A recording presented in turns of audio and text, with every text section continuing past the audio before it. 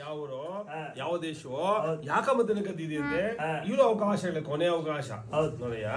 ಕಳ್ತನವೇ ದಾರಿ ಇಲ್ಲ ಮನುಷ್ಯನಿಗೆ, ದುಡಿದಿದ್ದು ದಾರಿ ನೋಡಯ್ಯ. ಕಷ್ಟಪಟ್ಟದ್ದು ಕೊನೆಯವರು ಇರ್ತದೆ, ಅನ್ಯಾಯ ದುಡಿದಿದ್ದು ಕೊನೆ ಇರಲಾರದು. ಅದಕ್ಕೆ ಹೇಳ್ತಾ ಇದ್ದೀನಿ, ಆ ಕುಡುಮತ್ತಿನ ಆಹಾರವನ್ನ ಯಾಕೆ ಕದ್ದಿದ್ಯಾ, ಯಾಕೆ ಕದ್ದಿದ್ಯಾ ಕುಡುಮತ್ತಿನ ಆಹಾರವನ್ನ? ಇಲ್ಲ ಪ್ರಭು, ನನಗೆ ಗಾಜರ ಶರೀರ ಶನಿರಾಜನ ಮಾಯಿಗೆ ಸಿಲುಕಿದ್ದೇನೆ. ಮುತ್ತಿನ ಕೊಡೋದಕ್ಕೆಲ್ಲ ಕಟ್ರೆ ಶನಿರಾಜ ಮೇಲೆ ಹಾನಿ ಆಗ್ತಾ ಇದೆಯಾ? ಏನಾಯ್ತು ಮತ್ತೆ ನನ್ನ ಬಣ್ಣದಕ್ಕೆ 6 ಮಂದಿ ಮತ್ತೆ ನನಗಿತ್ತು. ಇದು ನಾನ್ ನಂಬೇಕಾ? ನಮ್ಮ ಮಾತಾ ನನಯ್ಯ ಈ ಗಿದ್ದೋರಿಬ್ರು ಕದ್ದೋರು ಯಾರು? ಆಕೆ ಹೇಳ್ತಾ ಇದ್ದಲೆ ಬಂದಾಗ ಬಾಕ್ಸ್ ಮುಂಚೆ ಬಂದಿದ್ದೆ ಅಂತ, ಈಗ ಮುತ್ತಿನಾರಿಲ್ಲ ಅಂತ ಆಕೆ ತುರು ಕೊಟ್ಟಲೆ ಕದ್ದೋನಲ್ಲ ಅಂತ ನೀನ್ ಹೇಳ್ತಾ ಇದ್ಯಾ. ಮತ್ತೇನಾಯ್ತು? ಬಣ್ಣದಾಗಿ ಹಾರಿ ಮನ ಮುತ್ತಿನ ಆಹಾರವನ್ನು ನಂಗಿದ್ದು ಕಣ್ಣನ್ನ ಕಂಡಿದ್ದೀನಿ. ಇದು ಸತ್ಯವಾದ ಮಾತು ಅಲ್ಲಯ್ಯ. ಪಕ್ಷಿಗಳು ಆರು ಬಿಡೋದು ಉಂಟಾ ಗುಡೆಯಿಂದ? ಬಣ್ಣದಕ್ಕಿಗಳು ಆರು ಬಿಡೋದು ಉಂಟಾ? ಇದು ನಂಬಕ್ಕಾಗತ್ತಾ? ನಮ್ಮಲ್ಲ, ನೀನೇ ನಂಬ್ತೀಯಾ? ಇದಾಗಲಾರದು. ಕೊನೆಯದು ಸರಿಯಾದ ಉತ್ತರವಲ್ಲ ಇದಕ್ಕೆ. ಕೂಡ ಕೊನೆಯದಾಗಿ ಕೇಳಿದಾಗ ಅವಕಾಶ ಕೊಡ್ತಾ ಇದ್ದೀನಿ ಕೂಡ. ಮತ್ತೆ ಇಲ್ಲ ಸ್ವಾಮಿ, ನೀವೇನೇ ಕೇಳಿಕೊಂಡರು ಕೂಡ ಶನಿರಾಜನ ಮಾಯ, ನಾನು ಕದ್ದವನಲ್ಲ, ಪಕ್ಷಿ ನಂಗಿದ್ದು ಸತ್ಯವಾದ ಮಾತು. ಓಹೋ, ಒಳ್ಳೆ ಮಾತನ್ನು ಕೊಡುವನಲ್ಲ, ತೀರ್ಮಾನ ಮಾಡಿದೆ ಕದ್ದೊಯ್ಯಬೇಕು ಅಂತ. ನಮ್ಮ ರಾಜಾಸನ ಕಳತನ ಮಾಡಿದೆಯಲ್ಲ, ನಾನೇ ಮಾಡುತ್ತೆ ಗೊತ್ತ, ರಾಜನ ಶಿಕ್ಷೆ ಕೊಡ್ಬೇಕಾಗತ್ತೆ. ಸ್ವಾಮಿ, ಶಿಕ್ಷೆ ಕೊಟ್ರೆ ಕಣ್ಣ ತುಂಬಾ ಅನುಭವಿಸ್ತೀನಿ, ಆದ್ರೆ ಮುತ್ತಿನ ಮಾತ ಕದ್ದವನಲ್ಲ ನಾನು. ಓಹೋ, ಆ ಒಳ್ಳೆ ಕೊಡುವನಲ್ಲ ನೀನು. ತೂತರೇ ಬಿಡಬೇಡಿ. ರಾಜಾಸನ ಮುತ್ತಿನ ಕದ್ದವನೇ, ಸುಳ್ಳು ಹೇಳ್ತಾದ್ರೆ ಅದಕ್ಕೆ ತಕ್ಕ ಶಿಕ್ಷೆ ಆಗಲೇಬೇಕು. ಈ ಕಲಿಗಾಲದಲ್ಲಿ ಎಲ್ಲಾ ತಪ್ಪಿಗೆ ಕ್ಷಮೆ ಇದೆ, ಎಲ್ಲ ತಪ್ಪಿಗೆ ಕ್ಷಮೆ ಇದೆ. ಕಳ್ತನಕ್ಕೆ ಮಾತ್ರ ಕ್ಷಮೆ ಇಲ್ಲ, ಸುಳ್ಳುತನಕ್ಕೆ ಕ್ಷಮೆ ಇಲ್ಲ. ಸುಳ್ಳುತನ ಕ್ಷಮೆ ಇದೆ, ಕಳ್ತನಕ್ಕೆ ಮಾತ್ರ ಕ್ಷಮೆ ಇಲ್ಲ.